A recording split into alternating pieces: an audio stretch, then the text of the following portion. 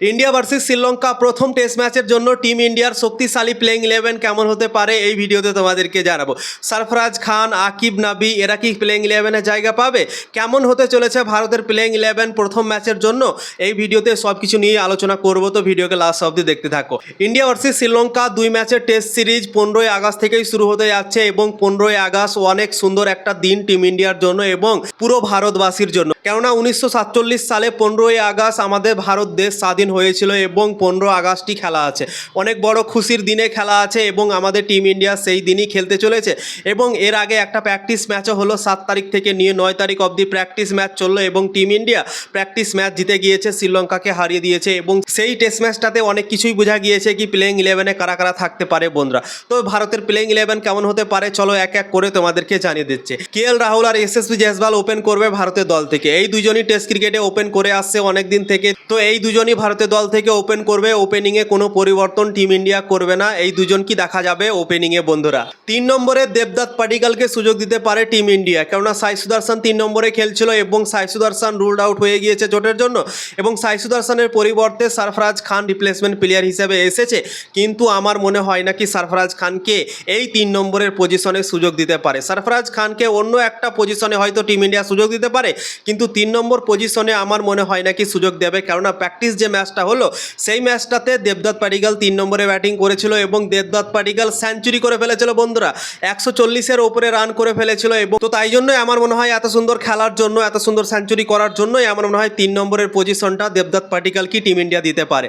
তো 3 নম্বরে দেবদত্ত পাডিক্কাল থাকতে পারে, 4 নম্বরে ক্যাপ্টেন শুভমান গিল থাকতে পারে। শুভমান গিলের চোট লেগে গিয়েছিল নেট প্র্যাকটিসের সময়, শুভমান গিলের হাতে বল লেগে গিয়েছিল এবং শুভমান গিল হালকা সমস্যার মধ্যে ছিল, কিন্তু দ্বিতীয় ইনিংসে প্র্যাকটিস ম্যাচে সে ব্যাটিং করতে এসেছিল, 44 রানও করেছিল। তো টিম ইন্ডিয়ার জন্য খুশির খবর, প্রথম টেস্ট ম্যাচে আমার মনে হয় শুভমান গিল অ্যাভেলেবেল থাকবে এবং ক্যাপ্টেন্সি করবে ভারতের দল থেকে। তো শুভমান গিল 4 নম্বরে ব্যাটিং করবে। 5 নম্বরে ঋষভ পান্ট খেলবে। ঋষভ পান্ট 5 নম্বরে সব দিনই ব্যাটিং করে টেস্ট ক্রিকেটে এবং ঋষভ পান্টকে তো আমরা সবাই জানি টেস্ট ক্রিকেটে আলাদাই একটা এন্টারটেনমেন্ট আমাদেরকে দেয়। টেস্ট ক্রিকেটে 20-র মতো ব্যাটিং করে, সে যখন ক্রিজে আসে তখন একদম শান্তশিষ্টভাবে ক্রিকেট খেলে, 20-25টা বল একদম দেখে শুনে ক্রিকেট খেলে এবং তারপর যে ভাই মারতে শুরু করে ঋষভ পান্ট টেস্ট ক্রিকেটে আলাদাই মুডে চলে আসে এবং টি20 ক্রিকেট খেলতে লাগে টেস্ট ক্রিকেটে বন্ধুরা এবং অসাধারণ লাগে তার ব্যাটিং দেখে টেস্ট ক্রিকেটে। তো 5 নম্বরে খেলবে ঋষভ পান্ট এবং উইকেট কিপার করবে ভারতের দল থেকে। 6 নম্বরের পজিশনের জন্য দুটো প্লেয়ার আছে, একটা হচ্ছে সরফরাজ খান আর একটা হচ্ছে ধ্রুব জুরেল।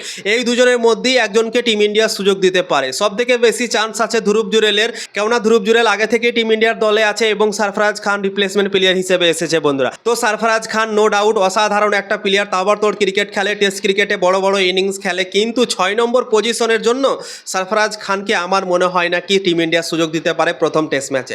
ধ্রুব জুরেল কি আমার মনে হয় খেলাতে পারে এবং এই দুজনের মধ্যেই একজন সুযোগ পেতে পারে। তো আমি ধ্রুব জুরেল কি ধরে রাখছি এখন, সরফরাজ খানের চান্স খুবই কম আছে প্রথম টেস্ট ম্যাচের জন্য বন্ধুরা। দ্বিতীয় টেস্ট ম্যাচে হয়তো সরফরাজ খানকে আবার নিয়ে আসতে পারে টিম ইন্ডিয়া, কিন্তু প্রথম টেস্ট ম্যাচে খুবই কঠিন সরফরাজ খানের খেলার বন্ধুরা। তো এই দুজনের মধ্যে একজন খেলতে পারে। 7 নম্বরে রবীন্দ্র জাদেজা থাকতে পারে। Rabindra Jadeja bowling batting fielding সব জায়গায় কামাল, এটা তো বলতে হবে না, সবাই তোমরা জানো। 8 নম্বরে মানব সুতার থাকতে পারে। মানব সুতারও হালকা ব্যাটিং করে নিতে পারে, বোলিংও করে নিতে পারে, অসাধারণ অলরাউন্ডার মানব সুতার, তো সে থাকবে 8 নম্বরে আমার মনে হয়। 9 নম্বরে কুলদীপ যাদব থাকতে পারে। 10 নম্বরে মোহাম্মদ সিরাজ, আমাদের ডিএসপি মোহাম্মদ সিরাজ। আমাদের DSP Mohammad Siraj practice match জেতালো কিভাবে, তোমরা তো নিজেই দেখলে, 3 বলে 3টে ছক্কা মেরে টিম ইন্ডিয়াকে ম্যাচ জেতালো। দেখে মনেই হচ্ছিল না কি এই ম্যাচটা টিম ইন্ডিয়া জিততে পারবে, কিন্তু মোহাম্মদ সিরাজের কারনামার জন্য কিন্তু টিম ইন্ডিয়া সেই ম্যাচটা জিতে গেল, 3 বলে 3টে ছক্কা মেরে ভারতকে জেতালো মোহাম্মদ সিরাজ। তো মোহাম্মদ সিরাজ ব্যাটিংও করতে পারছে, বোলিংও তো অসাধারণ করেই, তো সে থাকবে 10 নম্বরে। 11 নম্বরে আমার মনে হয় প্রসিদ্ধ কৃষ্ণাকে খেলাতে পারে টিম ইন্ডিয়া। তো দুটো পেস বোলার থাকতে পারে এবং 3টে স্পিন বোলার, কুলদীপ যাদব, মানব সুতার আর হচ্ছে রবীন্দ্র জাদেজা। তো এই 3টে স্পিন বোলার এবং দুটো পেস বোলার মোহাম্মদ সিরাজ ও প্রসিদ্ধ কৃষ্ণা। তো এই 5টা বোলার নিয়ে টিম ইন্ডিয়া মাঠে নামতে পারে প্রথম টেস্ট ম্যাচে এবং এই 11 জন সম্ভাব্য প্লেইং ইলেভেন হিসেবে টিম ইন্ডিয়া মাঠে নামাতে পারে বন্ধুরা। তো এই প্লেইং ইলেভেনটা তোমাদের কেমন লাগলো অবশ্যই কমেন্ট করে জানাবে এবং তোমাদেরও একটা প্লেইং ইলেভেন তোমরা বানিয়ে দেখাতে পারো।